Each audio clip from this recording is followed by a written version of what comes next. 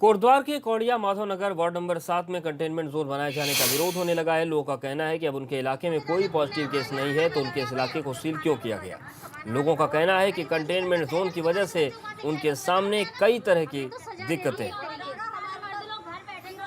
Containment zone बनाने के बाद उसमें कोई राशन देने का या इस तरह की कोई हेल्प करने का कोई क्लॉज अलग से तो है नहीं, लेकिन ये वहाँ पर ये जरूर बात है कि किसी भी कंटेनमेंट जोन में जो बुनियादी वस्तुएं होती हैं, जो डेली यूज की चीज़ें हैं और जो जरूरी चीज़ें हैं, ऐसी सभी जरूरी वस्तुओं की और सेवाओं की सतत आपूर्ति बनाए रखने के लिए कंटेनमेंट जोन घोषित किए जाने के आदेश में नगर निगम को निर्देशित किया जाता है, ताकि वहाँ पे फल है, सब्जी है, दूध है, ब्रेड है, इस तरह की जो बुनियादी चीज़ें हैं उनकी सतत आपूर्ति हो सके। और टिहरी झील में 15 सितंबर के बाद बोटिंग शुरू हो सकती है। प्रशासन का कहना है कि अनलॉक 4 की गाइडलाइंस को ध्यान में रखते हुए बोटिंग शुरू करने पर फैसला लिया जाएगा।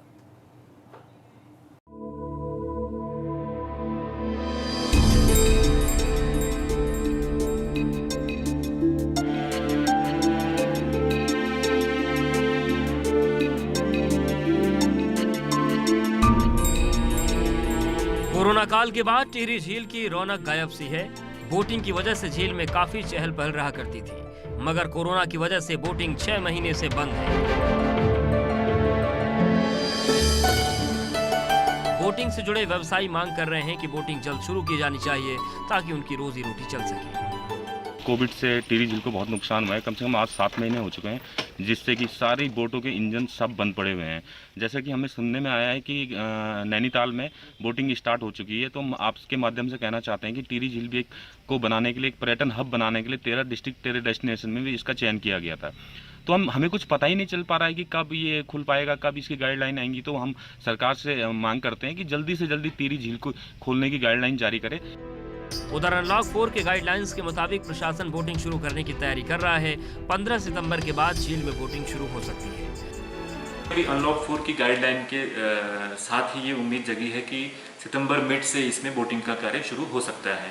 इसके लिए हमारी टीम्स ने सर्वे भी शुरू कर दिए हैं और क्या क्या सावधानियां रखनी होगी बोटिंग या राफ्टिंग शुरू करने के लिए, उन सब पर अभी विचार चल रहा है और डिटेल्ड गाइडलाइन के साथ इसमें भी कार्यवाही की जाएगी, क्योंकि सितंबर मिड से यह उम्मीद है कि अधिकतर एक्टिविटीज खुलेंगी। बोटिंग बंद होने से इससे जुड़े लोगों का कामकाज ठप पड़ा है, साथ ही बोट भी जंग खा रही है, जिससे कारोबारी चिंतित हैं। जाहिर है सरकार को इनकी तरफ ध्यान देना होगा। टिहरी से अंकित मित्तल की रिपोर्ट, एबीपी गंगा। और इस वक्त की बड़ी खबर का रुख करते हैं। विधानसभा सत्र की तारीख में बदलाव हो सकता है। सत्र को 1 या 2 दिन के लिए आगे खिसकाने पर विचार किया जा रहा है। 23 सितंबर से विधानसभा सत्र प्रस्तावित है। संसदीय कार्य मंत्री मदन कौशिक कोरोना पॉजिटिव पाए गए हैं, इसलिए अब यह जानकारी मिल रही है कि सत्र को 1 या 2 दिन आगे बढ़ाया जा सकता है। 23 सितंबर से सत्र प्रस्तावित था, लेकिन संसदीय कार्य मंत्री मदन कौशिक के कोरोना पॉजिटिव होने के बाद इसमें थोड़ी तब्दीली हो सकती है।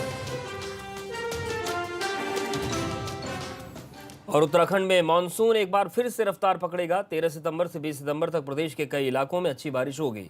मौसम विभाग के मुताबिक 12 सितंबर तक प्रदेश में मौसम साफ रहेगा, लेकिन 13 से एक बार फिर बारिश रफ्तार पकड़ेगी। तो मौसम विभाग ने अलर्ट किया है कि पहाड़ पर परेशानी बढ़ सकती है। 13 सितंबर से अच्छी बारिश होगी और सफर के दौरान कहीं ज्यादा सावधानी बरतनी पड़ेगी, क्योंकि तस्वीरें हम लगातार दिखा चुके हैं किस तरीके से कर्णप्रयाग, पिथौरागढ़ और तमाम जिलों में लगातार भूस्खलन हो रहा है, मलबा गिर रहा है। और अब रुक करते हैं 13 जिलों की 13 खबरों का। रुड़की में नियम तोड़कर चल रहे डग्गामार वाहन, शिकायत के बाद ज्वाइंट मजिस्ट्रेट ने लगाई फटकार। ऋषिकेश में गुलदार के हमले में 4 लोग घायल, लोगों ने गुलदार को कमरे में बंद किया। काशीपुर में डबल मर्डर में पिता और पुत्र गिरफ्तार, बेटी और दामाद की हत्या का आरोप। कांग्रेस प्रदेश अध्यक्ष प्रीतम सिंह ने दिया पिथौरागढ़ के डीएम को ज्ञापन, आपदा पीड़ितों को मदद मुहैया कराने की मांग। उच्च शिक्षा मंत्री धन सिंह रावत ने पौड़ी में किया जनप्रतिनिधियों को सम्मानित। रामनगर के आसपास घूम रहे घायल बाघिन, बाघिल के साथ हैं 2 शावक। कर्णप्रयाग में सीरी डुंगरी मोटर मार्ग पर दर्दनाक हादसा, खाई में गिरी अनियंत्रित कार, हादसे में 3 लोगों की मौत, चालक की हालत गंभीर। बाजपुर में ट्रक ने मारी फायर ब्रिगेड की गाड़ी को टक्कर के बाद पुलिस जीप से टकराई गाड़ी। भारत रत्न पंडित गोविंद बल्लभ पंत की जयंती पर सीएम त्रिवेंद्र रावत ने श्रद्धांजलि दी। मुख्यमंत्री बोले, भारत की राजनीति में उनका अहम योगदान। अल्मोड़ा में गोविंद बल्लभ पंत की जयंती पर उनके पैतृक गांव कूट में कार्यक्रम। सचिवालय संघ के अध्यक्ष दीपक जोशी पर कार्रवाई का मामला गरमाया, संघ के पदाधिकारियों ने दिया धरना।